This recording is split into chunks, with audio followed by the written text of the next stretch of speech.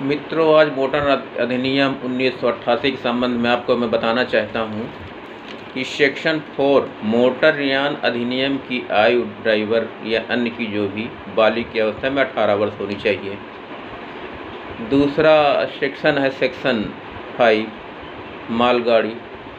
उसके मालगाड़ी क्या भाड़ा गाड़ी कह लीजिए, रजिस्ट्रीकरण, उसके अलावा रजिस्ट्रीकरण भी होता है। और सेक्शन 7 ठेका गाड़ी, section 9 driver, section 10 licence, section 11 शिक्षा संस्थान की बस, सेक्शन 12 किराए पर, सेक्शन 13 माल भाड़ा जीवित पशु, सेक्शन 14 माल वाहन, सेक्शन 15 समझ और सेक्शन 17 यात्री गाड़ी, सेक्शन 18 अंतर गाड़ी टोचन, सेक्शन 19 शिक्षार्थी गाड़ी, सेक्शन 20 अनुज्ञापन अधिकारी, सेक्शन 22 बड़ी टैक्सी गाड़ी, सेक्शन 23 मध्यम गाड़ी, सेक्शन 24 मध्यम गाड़ी, सेक्शन 26 मोटरयान, सेक्शन 27 मोटरसाइकिल,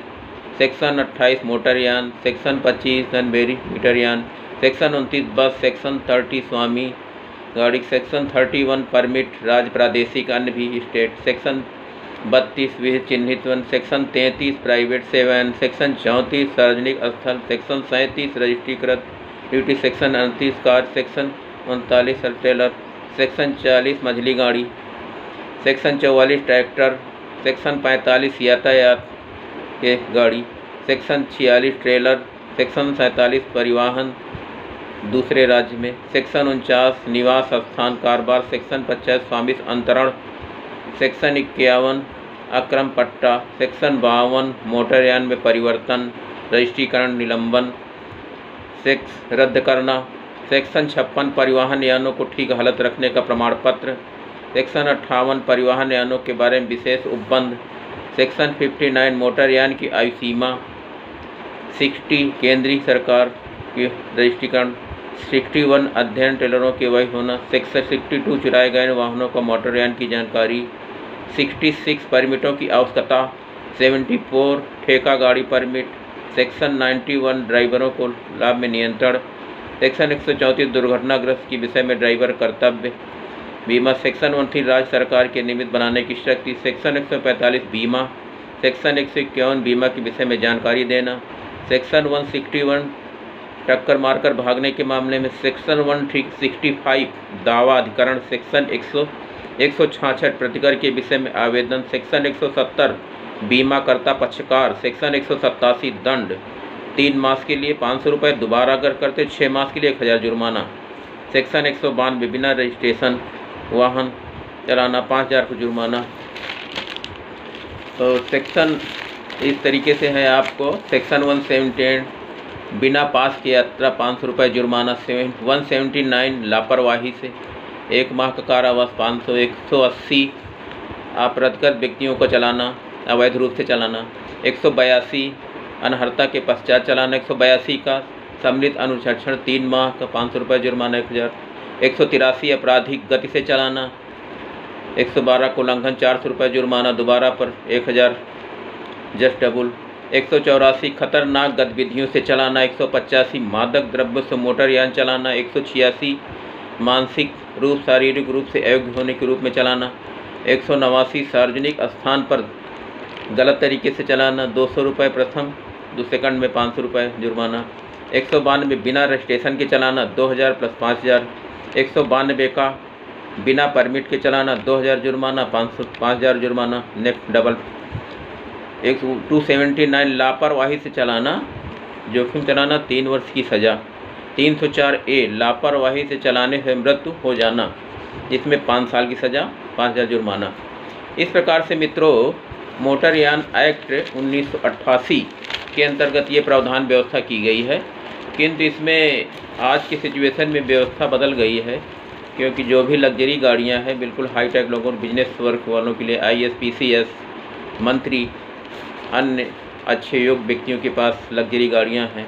वो वर्तमान संशोधन विधि करते हुए जुर्माने की राशि तो 1 लाख से 5 लाख तक बढ़ा दी गई है, किंतु इसमें सज़ा का प्रावधान नहीं चेंज किया है। 279 MB एक्ट के अंतर्गत 1988 के अंतर्गत भी व्यवस्था परिवर्तन नहीं की गई है। यदि इसमें सज़ा के प्रावधान 3 साल से हटाकर 5 साल कर दिया जाए 304A यदि किसी व्यक्ति की मृत्यु हो जाती है तो उस वैसी स्थिति में उसको 5 साल से बढ़ा करके 10 साल की सज़ा कर दी जाए, तो इसलिए कुछ उसको पनिश हो सके, क्योंकि पर जुर्माने की रकम जो भी देय होती है 1 लाख से 5 लाख तक कर दी गई है नया एमेंडमेंट संशोधन के द्वारा। तो एन प्रकरण किसी तरीके से आदमी भुगतान कर देता। यदि अगर नहीं भुगतान करता है तो गाड़ी उसकी सीज हो जाती, गाड़ी से रिकवर हो जाता है, किंतु पनिश नहीं हो पाता है। पनिश ना होने के कारण आज के युग में एक्सीडेंट का रेशियो बढ़ चुका है। इसलिए वर्तमान केंद्रीय मंत्री से अनुरोध है कि अगर इसमें सज़ा के प्रावधान की व्यवस्था बदली जाए, सज़ा की व्यवस्था अगर बदल दी जाएगी तो इसमें सुधार होगा और इसमें एक्सीडेंट में नियंत्रण होगा। ऐसी स्थिति में यदि मोटरयान 1988 में ये परिवर्तन अगर नहीं किया जाता है तो इसका बेनिफिट उच्च वर्ग को मिलता है, गरीब वर्ग की मौत हो जाती है। एक इसमें ये समस्या आती है, अगर किसी गाड़ी से अगर किसी व्यक्ति का एक्सीडेंट हो जाता है, ऐसी स्थिति में लोग जुर्माने की रकम अदा कर देते हैं और उसकी मृत्यु जी जान जोखिम में पड़ जाता है और उसका परिवार जो नष्ट हो जाती है, ज़िंदगियाँ तबाह हो जाती हैं, उस गरीब की ज़िंदगी तबाह हो जाती है, घर परिवार उजड़ जाते हैं। ऐसी स्थिति में इसमें संशोधन करते हुए इसमें सज़ा का प्रावधान 279 में से 3 साल से बढ़ाकर 5 साल किया जाए, और जो 304A जिसमें मृत्यु हो जाती है वैसी स्थिति में इसको 10 साल की सज़ा का प्रावधान प्लस जुर्माना दोनों किया जाए, तब इसमें मोटर एक्ट अधिनियम में सुधार होगा। ऐसी स्थिति में हम ये पाते हैं कि बीमा तो उस परिवार को आर्थिक लाभ तो पहुंच जाता है, लेकिन जिस व्यक्ति की मृत्यु हो जाती है वो बिल्कुल आजीवन हमेशा के लिए बर्बाद हो जाता है और उसके बच्चे जो है रोड पे आ जाते हैं, घर परिवार पूरी तरह से उजड़ जाता है और ज़िंदगियां तबाह हो जाती है। एक परिवार जिसकी एक ही वारिस हो और एक्सीडेंट हो जाए तो ऐसी स्थिति में समझ लीजिए उसके घर का चिराग बुझ जाता है। इसमें संशोधन करना नितांत आवश्यक है। ऐसी स्थिति में मोटरयान का संशोधन बहुत ज़रूरी है। मित्रों, आज इसके माध्यम से हम यही बताना चाहते हैं कि यदि अगर मान लिया खुदा न खास्ता किसी गाड़ी से एक्सीडेंट हो, ये नहीं होना चाहिए, क्योंकि ड्राइवरों की लापरवाही है, ड्राइवर लापरवाही से चलाते हुए एक्सीडेंट कर देते हैं। तो इसके लिए अनुरोध ये किया जा रहा है कि इस मोटरयान अधिनियम में 1988 में संशोधन किया जाए कि इसकी सज़ा के प्रावधान की व्यवस्था बढ़ाई जाए। और एक चीज़ और हम ये बताना चाहते हैं, ये आंशिक रूप से जैसे न्यू गाड़ी बीमा अगर होता है, न्यू गाड़ी में 5 साल के लिए फर्स्ट पार्टी का बीमा होता है। फर्स्ट पार्टी में बीमा होने के कारण यदि अगर बैठा उसमें उस व्यक्ति का और प्लस ड्राइवर जो चला रहा है उसका और प्लस आगे वाले जो एक्सीडेंट से मरता है, यदि कंप्लीट मर जाते हैं तो फर्स्ट पार्टी बीमा की संपूर्ण जिम्मेदारी होती है, तो वो सभी का बीमा निर्वाह करेगा। 5 साल की बात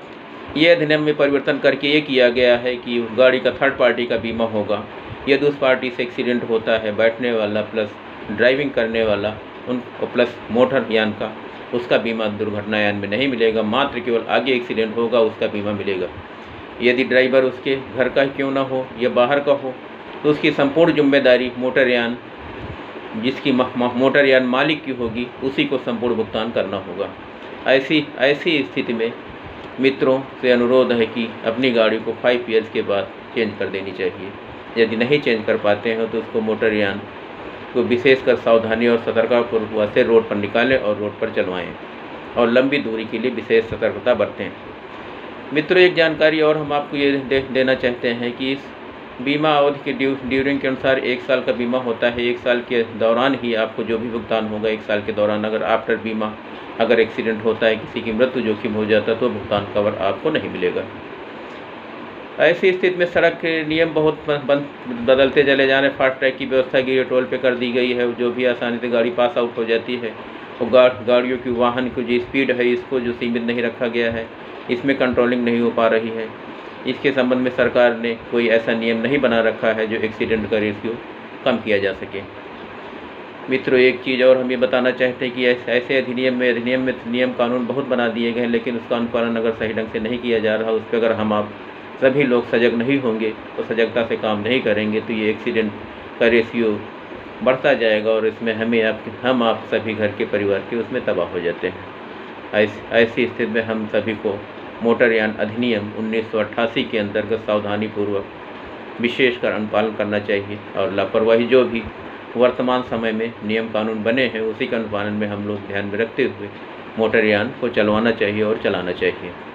भाड़े पर मित्रों वाहन चक्कर इसमें भाड़ा वाहन अगर ये होता है तो उसमें त्रैमासिक RTO ऑफिस को देना पड़ता है। अगर अपनी आपकी व्यक्तिगत है, सवारी वाहन है, ये प्राइवेट रूप से आप अपने यूज में कर रहे हैं, मोटर कार या अगर इस्तेमाल कर रहे हैं तो वन टाइम रोड टैक्स जमा हो जाता है, दोबारा आपको दे नहीं होता है। और भाड़ा वाहन में वन ईयर 1 साल के लिए होता है जो आपको जमा हो जाता है RTO कार्यालय में, उसके बाद आपको भुगतान नहीं करता। 1 ईयर आपको संशोधन करके जो भी होगा वो आपको दे होगा। प्रदूषण आपको परमिट, फिटनेस, ये सब आपको सारे पेपर्स तैयार करने होते समय समय पर। प्रदूषण वाले ये पेपर आपको समय समय पर 6-6 महीने में आपको ये पेपर सब